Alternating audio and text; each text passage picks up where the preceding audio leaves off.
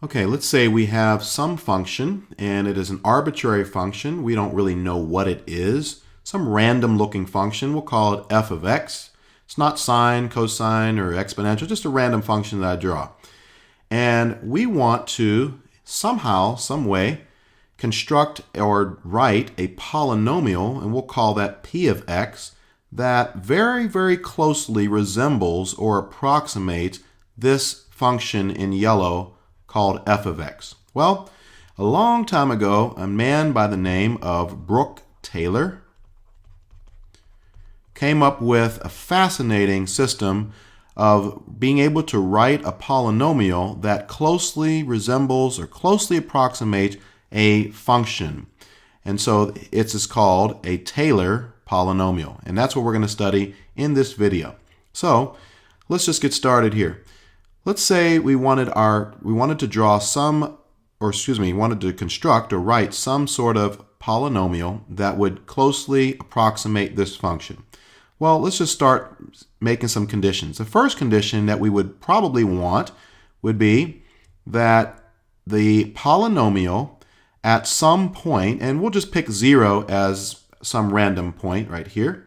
So we'll pick 0 as our random point.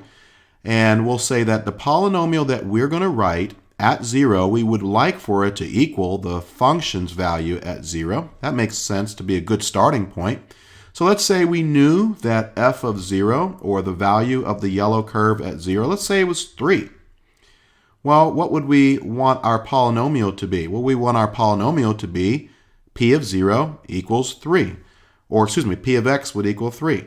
So our first condition would be that p of x would equal f of 0. So let's just see what that would look like. That would simply, if f of 0 is just a constant value, then that means that our polynomial is simply going to be a horizontal line that is tangent to the graph at f of 0.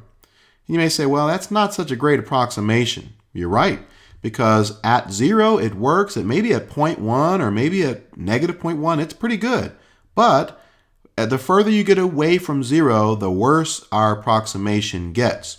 And so with that regard, we need to come up with another condition. And so we'll say here that the second condition we want to be true is that our polynomial that we're going to write at 0 needs to be equal to the derivative of this function at 0. In other words, we'd want to have something that has the same slope. So let's see if that is any better. Well, if we take a function, we take a line that is but still equal to the function at f of 0. So we still want that condition, but we want the slope to be also the same here. We can see that our approximation is a little bit better because it approximates this curve for values close to 0 and even a little bit to the left of 0. However, once again, the further we get away from 0, our real function f of x diverges from our polynomial that we're trying to write. However, let's just see if we can write something that first and foremost, p of 0 equals f of 0, and second of all, p of 0 equals f prime of 0. So let's just see if we can write that. So that's going to be p of x is going to equal, first and foremost, f of 0 plus f prime of 0 times x. You may say, okay, well, how do we know that works? Well, let's just plug it in. Let's just see if this works. We're going to just play around here. So p of 0, let's just see if our first condition is true. So this is our polynomial that we're writing. So p of 0 is equal to f of 0 plus f prime of 0 times 0. Now we're assuming that we know what this function is and we're able to evaluate its function at 0 and its derivative at 0 and the second derivative and its third derivative. Well, 0 times anything is just going to be 0. So p of 0 equals f of 0. Condition 1 is met. Check mark. Now let's just see if p prime of 0 equals f prime of 0. So let's just see. We'll use yellow for that one. So here's our p of x right there. We're going to take the derivative of it. So p prime of x is equal to, well, the derivative of f of 0. F of 0 is just a constant, so that's going to be 0. Plus, here we have a constant f prime of 0, which is just the slope, times x. Well, the derivative of that is just going to be f prime of 0, because the derivative of any linear function is just the coefficient in front of that. So here we have p prime of x is equal to 0 plus f prime of 0. We plug in 0. Well, p prime of 0, there's no x to plug in over here, so p prime of 0 is equal to f prime of 0. So, what is true so far? In the polynomial that we wrote, p of 0 is equal to f of 0, so we like that. And p prime of 0 is equal to f prime of 0. We like that as well. Let's see if we can keep going here. So, not only would we want, first and foremost, a polynomial to equal the function at 0, and second, we want it to have the same slope at 0. Let's say we wanted it to have the same concavity. So now, let's just see what our function would look like. Let's say, oops, we want to use a different color here. Let's say we want the second derivative to be equal as well. So maybe it looks like this. Our polynomial looks like this. Hey, that's pretty good, because look at how closely our blue curve is resembling our yellow curve, and it works out really good until we get far away from 0, and then the yellow and the blue curve are diverging from each other. But let's just see if we can go with this.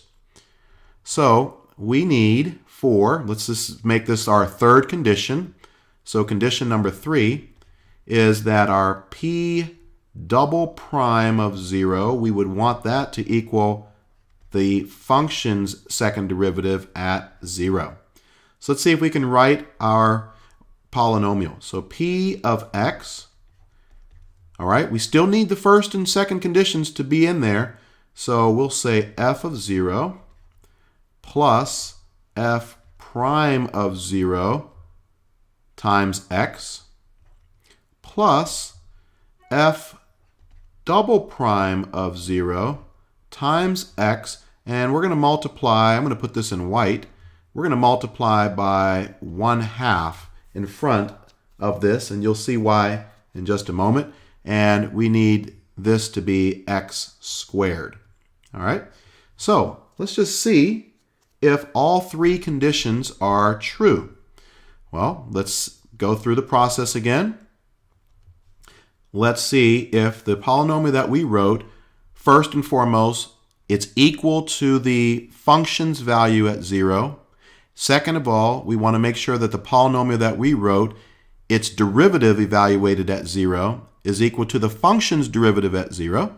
And then now we're adding a third condition that the polynomial's second derivative at 0 is equal to the function's second derivative at 0. So let's just see.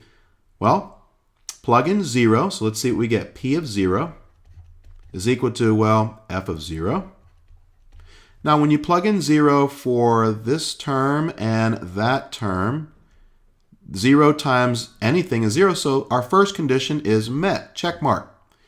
So let's just go with our second condition. Let's take the derivative of p of x. So that's going to be p prime of x, and that's going to equal, well, the derivative of f of 0 is just a constant, so that's 0.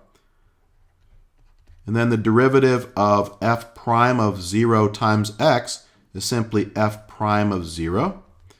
And then the derivative of this, now you're going to see why we need the 1/2 in here, because we're going to use the power rule. We're going to take 2 times 1/2, which is 1, and we're going to have f double prime of 0.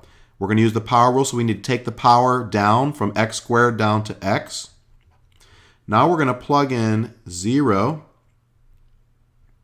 We're going to plug in 0, and let's see what we get. P prime of 0 is equal to, this is gone, excuse me, this is still here, and then 0 times anything just gets rid of that, and so now we have f prime of 0. So our second condition is met. All right, let's see if we can do this again, and we need a little bit more space. So we'll do this over here. So let me erase a little bit of this stuff over here so we have room to see if our third condition is true. So we're going to take our first derivative, p prime of x, and we're going to take the derivative of that. So p double prime of x, once again, is the derivative of this green function right here. So the derivative of 0 is 0. F prime of 0 is just a constant. That's gone. And then the derivative of f double prime of 0 of x, well, this is just a linear function right now. So now the derivative of any linear function is the number in front of that. So p double prime of x is going to be f double prime of 0. That's why we needed the 1/2 in there, so we didn't get a coefficient in front of here. So now let's see if our third condition is true. P double prime of 0 is equal to, well, there's no x to plug 0 in over here, so it's just f double prime of 0. And you can go on, and you'll see, let's say we added another condition, which we're not going to do. Let's say we added another condition that we wanted, first and foremost, the value of our polynomial to equal the function at 0. Second, we wanted the slopes to be the same, so the first derivative of our function to equal the derivative of our polynomial. And thirdly, we wanted the second derivative of our polynomial to equal the second derivative of the function, hence saying the concavity is very similar around 0. Key is around 0. Let's say we added a fourth condition that we wanted p triple prime, let me write it out like this, triple prime of 0 to equal f triple prime of 0. So see what that would look like. It would look something like, maybe it would look something like this. Maybe like a cubing function of some kind, something of that nature. And so we see that the more conditions that we add here, the closer our polynomial will approximate the function. And so let's see what Mr. Taylor was able to come up with here. And see if we can construct our Taylor polynomial. Our Taylor polynomial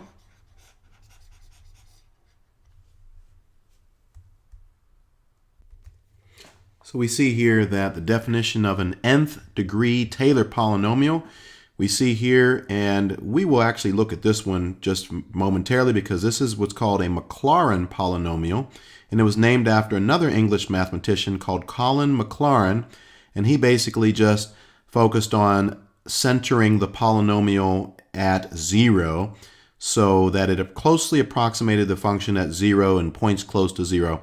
So notice it looks pretty much like what we developed, f of 0 plus f prime of 0 times x plus f double prime of 0. Remember the 1/2 we put in front of here times x squared. And then here we have f triple prime of 0 x cubed over 3 factorial. And you can actually go through, it's actually a very good exercise for you to go through and take multiple derivatives of this and see if your p of 0 or p prime of 0 or your p double prime of 0 or your p triple prime of 0 or your fourth derivative of the polynomial is actually equal to just the fourth derivative of the function or the third derivative of the function, second and first. You need the factorials here because each time you take a derivative, you're going to cancel out another number. But then to get the next derivative, you're going to have to take the derivative again. You're going to cancel out another number. And then that's where you need these factorials because 3 factorial is really 3 times 2 times 1. So that's where you need that factorial. And then the fourth one would be 4, 3, 2, 1. So the first time you took the derivative, that would be gone. The second time you took the derivative, that would be gone. The third time you took the derivative, that would be gone, and that would leave you with only 1, which is what we want in front of this. So we will study the application of this in the next video, but that is how Mr. Brooke Taylor developed the Taylor polynomial.